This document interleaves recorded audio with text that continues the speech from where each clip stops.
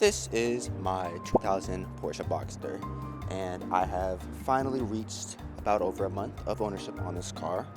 And I'll be honest, it's been pretty okay. This video though, I will be talking about the things that I like and don't like about this car because it gets interesting.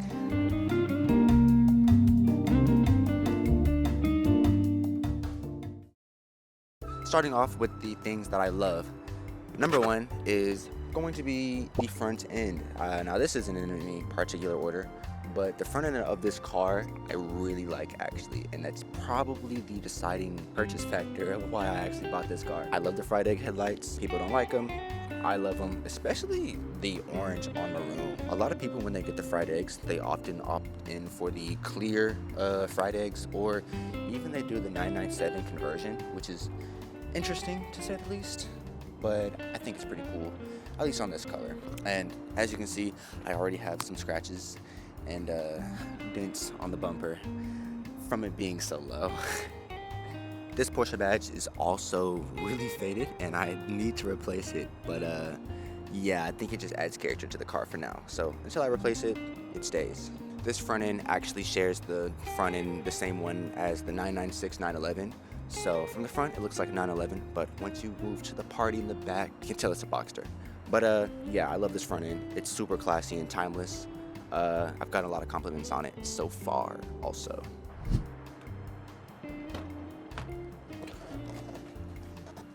Number two is going to be the interior. Honestly, for the age with my car, this interior has been really well maintained. And also with the Boxsters, you get pretty good interior space for your body. Even though it looks like a small car, you can actually fit inside of it. And you also get tons of storage space. But there is one thing I don't like about it, and we'll get into that later. But overall, the gauges, the design, it looks super Porsche and I love it. And this is probably my favorite part of the car, to be honest. I am a sucker for good interiors. What can I say? The third thing that I love about these cars is not only do you get a trunk, but you also get a frunk. Since Boxsters are mid-engine as opposed to the 911 being rear engine, you actually get a frunk and a trunk. So that's kind of double the space. And by the way, I have to say, this is super spacious. Like, I put in whole freaking grocery lists in here, dude. I could probably live in here. And then you also got the spare tire right here that you can also take out. But honestly, since it's mid-engine, you kind of want this weight in the front so it doesn't, you know. But yeah, frunk and a trunk. Moving to the rear of the car, specifically the middle, you have the 2.7 liter flat 6 engine. And I have to say, coming from American V8s, this also sounds pretty good. This thing revs up to like 7,500 RPMs. And my Corvette only revved up to like 6. I do have to get the exhaust fixed on mine, but the tone and everything is absolutely amazing, honestly. Revving under tunnels and downshifting especially, dude, chef's kiss. Oh, and for the most part, Porsche and German cars in general are kind of reliable as long as you maintain them. So, and number 5 with this car has to be the handling. Dude, this car has 215 horsepower, give or take, probably less now that it's older. And this car weighs like 2,700 pounds, dude. It is super light. And it's mid-engine, so like, dude, it's amazing. Like, it drives nothing like my Corvette, dude. You can take corners in this thing. I don't know, because I haven't taken the corners. I haven't taken corners in it yet. But, dude, just know it can handle really good. Also, just a bonus number 6, the styling. It's so vintage. You guys know I'm a 90s and 2000s baby. I love vintage and old stuff, so that's just a plus. Okay, we've talked about the things that I love. Now let's get into the interesting part, the things that I actually hate about this car. And I'm not gonna lie, there's a lot of them, so strap in. Boop. The number one thing that I actually hate about this car is, if you can see, there are no cup holders in here. Let me tell you, the times that I do go out and get something to eat and I get a bev, it is so annoying not having a cup holder in here to place my drink. But it's something with all of the 911s and the 996s. So, I mean, there's ways around it. All I do really is just carry a water bottle in my bag and I just have it in the passenger. So, however, there is this, which is an alternate form of this little storage compartment, I think, but honestly it kind of wibbles around and it can't really hold drinks if you're, per se, going 60 miles per hour in a corner. So I don't really use it, honestly. It kind of just sits on the floor. But yeah, no cup holders.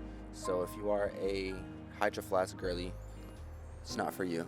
Okay, the number 2 thing that I don't like about this car, honestly, is the rear end. While the taillights are pretty cool, I think the rear end is the only thing really holding this car back from being amazing. I really think that Porsche should have engineered some type of wing or spoiler in the car. You do have this spoiler that goes up when you're driving, or you could just put it up naturally, but it honestly kind of looks a little wonky. So yeah, the rear end, it's okay, it's not bad, but it's definitely not my favorite. The next thing that I don't like is this head unit here. I have this Apple CarPlay thing that my Nana actually got for me, but I can't use it because it requires aux or some other cable, and I don't have aux in here. So I actually drive around without the radio. I just listen to the engine. But I do have the stock unit that I've been planning to put in. So yeah, this Eclipse freaking aftermarket radio it's a pain. I don't really like the Eclipse aftermarket radio. So while we're here, I'm gonna go ahead and touch on number 4. Number 4 is engine accessibility. I'm not gonna lie, y'all, as a car guy, I have not even seen the engine of this car. I know, it's crazy.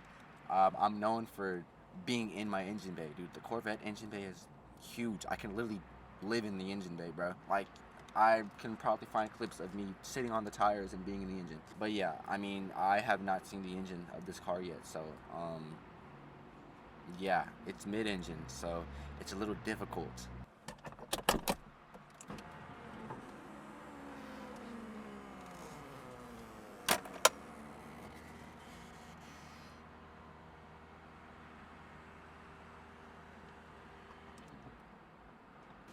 Number 5 is the convertible top. I'm actually not a convertible type of guy, and a lot of people were actually shocked that I got a Boxster because Boxsters only come in convertibles. But I actually like the car when the top is down. Just when the top is up, it's not as fun. But yeah, top down has been really good, to be honest, and I'm starting to warm up to it now. I still wouldn't get any other convertible except for a Boxster, but it's growing on me. Aw, dude, also freaking bonus option, dude. Somebody freaking door dinged my car, dude. I have to, bro, I was honestly so pressed when this happened, dude. I was going to a photo shoot, and then I came out and I saw scuffs on my door.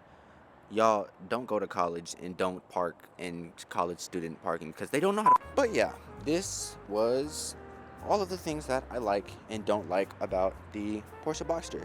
Now, the Porsche Experience has actually been pretty okay. However, I have made the executive decision that I'm not really going to keep this car for long. I do plan on getting another vet soon, but I've just been kind of enjoying this car for what it is. And I think that that's how everybody should just look at things, whether that's car or just life in general. Just enjoy things for what they are. And yeah, I've been enjoying this car. It's a pretty nice car, I'm not gonna lie. But yeah, that's really the end of this video. If you guys love Porsches, subscribe because I'm gonna be doing more content on this car. GAT is coming up in a couple weeks, and also Tail of the Dragon. I know you guys want to see me do a mountain run in this thing, dude. Mid-engine, 2,700 pounds. Like, come on, bro. I know y'all want to see it. But yeah, I got some stuff to do. I'm sure you do too. Thank y'all for watching, and I will catch y'all in the next one. Peace.